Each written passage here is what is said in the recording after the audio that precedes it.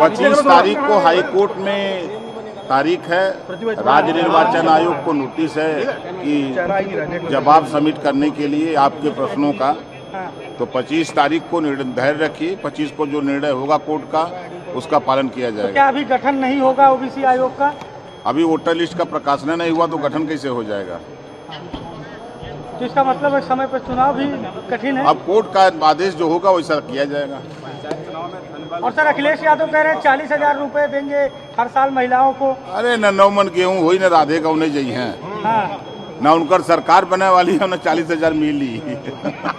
वो तो कह रहे हैं 2027 में सरकार आ रही है। वो तो 14 से लिया हो, 17 में लिया हो, 22 में 400 जीतत रहना। अब कहाँ गईलन? तो कहीं कुछ होने वाला नहीं है।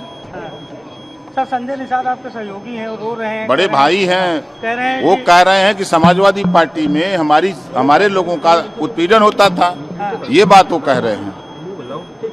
ठीक है, टाइम महत्वपूर्ण है। सभी को निर्देशित किया गया है कि गैस की कोई किल्लत नहीं है और सभी प्रभारी मंत्री अपने अपने जनता में ध्यान दें और घर घर तक गैस पहुंचे जनता के बीच।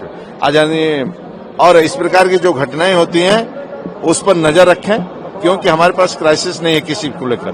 पूरी दुनिया आपस में भले लड़ रही है, लेकिन हिंदुस्तान के अंदर कोई क्राइसिस नहीं। उत्तर प्रदेश भी सचेत है। वही आदमी मुख्यमंत्री आदमी योगी जी ने निर्देशित किया है हम सबको कि किसी को व्यक्ति घर घर गैस भी पहुंचाए और किसी प्रकार की परेशानी नहीं। किसी प्रकार यादव कह रहे हैं उनकी सरकार आएगी तो महिला सम्मान निधि का 40,000 देंगे। आप तो 17 के पहले देखा है गुंडागर्दी, महिला घर से नहीं निकल पाती थी, स्कूल जाने में परेशानी होती थी।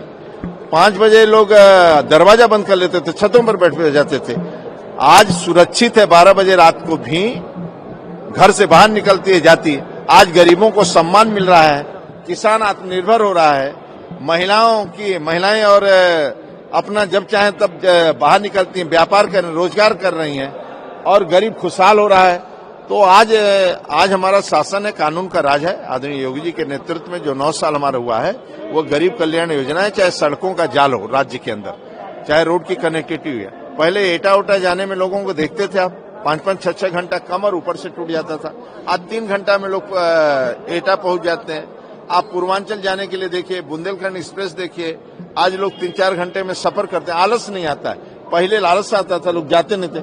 और दुनिया के और देश के लोग निवेश कर रहे हैं, इसलिए आज खुशहाल राज्य है, रोजगार परक हो रहा है। देखिए सबसे महत्वपूर्ण जो 9 वर्ष की उपलब्धियां हैं वो जनता के बीच तक जाए, प्रभारी जनपदों के अंदर जाए, अपनी जनपद में, अपनी विधानसभा क्षेत्र में, और लोग ये आश्वस्त हो कि योगी आदित्यनाथ सरकार में पूरा प्रदेश एक सुरक्षित हाथों के अंदर है। महत्वपूर्ण विषय। आदरणीय प्रधानमंत्री मोदी जी ने जिस प्रकार से देश का नेतृत्व लगातार कर रहे हैं, पूरी दुनिया जब विश्व में युद्ध के मुहाने पर खड़ी है तब भारत हर प्रकार से सुरक्षित हाथों में है। हर प्रकार की सप्लाई, चाहे गैस हो, चाहे खाद हो, चाहे डीजल पेट्रोल हो, सबकी सप्लाई प्रॉपर हो रही है। सरकार लगातार उसकी चिंता कर रही है, लेकिन विपक्ष जो लगातार हल्ला काट रहा है उसको भी आईना दिखाने का काम करना है। और तीसरा मुझको लगता है महत्वपूर्ण विषय कि जो हमारा बजट है, जो पूर्व का बजट यानी वर्तमान में जो 31 मार्च को पूरा हो रहा है ये, और उसके बाद आगामी बजट है, उसका सही प्रकार सदुपयोग हो, जनता तक उसके लाभ पहुंचे, ऐसा विषय आज की बैठक।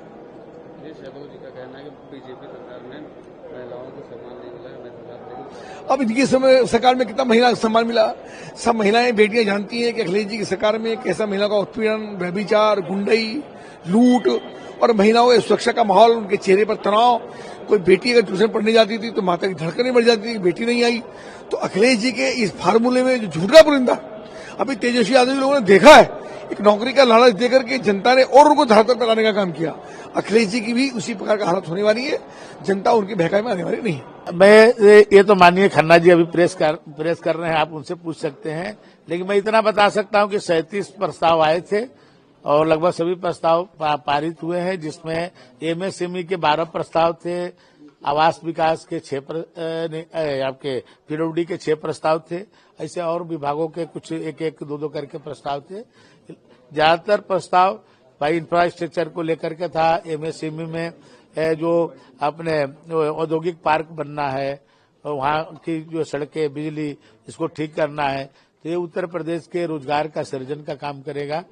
तो इसलिए जो 2029 तक उत्तर प्रदेश को $1 ट्रिलियन की इकोनॉमी बनना है, उसमें इस सब प्रस्ताव का बहुत बड़ा भूमिका रहेगी। सर आपके विभाग से क्या? हमारे विभाग से एक वो पीपीपी मॉडल पर प्रस्ताव आया है, लेकिन समय से जो है वहाँ गोपन में था, वहाँ तक पहुँच नहीं पाया, इसलिए आज स्वीकृति नहीं मिली। अगली कैबिनेट में उसको रखा जाएगा। सर, समाजवादी पार्टी के राष्ट्रीय अध्यक्ष अखिलेश यादव कह रहे हैं कि इस सरकार में महिलाओं को सम्मान नहीं मिल रहा है, हमारी सरकार बनेगी सम्मान भी मिलेगा और 40,000 रुपए प्रति वर्ष पेंशन भी मिलेगा। अखिलेश जी 12 से लेकर 17 तक मुख्यमंत्री थे। यदि उनके मन में इसी तरह का था तो उनको करना चाहिए था, कोई रोक नहीं थी उनको, लेकिन उन्होंने क्या किया महिलाओं का? महिलाओं के लिए कुछ नहीं किया, और न महिलाओं के लिए किया न युवाओं के लिए किया। तो इसलिए अब वो इसलिए कह रहे हैं कि उनको जब सत्ता में आना नहीं है, उनके लगातार चुनाव, यदि मुख्यमंत्री थे तब और अभी लगातार चुनाव हार रहे हैं। आप देखिए 17 में हारे, 14 में हारे, 19 में हारे, 22 में हारे, लगातार हार रहे हैं। और इसलिए वो जानते हैं कि हमको दोबारा आना नहीं है, जो कुछ कह दीजिए, जनता को मैंने गुमराह करने की कोशिश कर रहे हैं।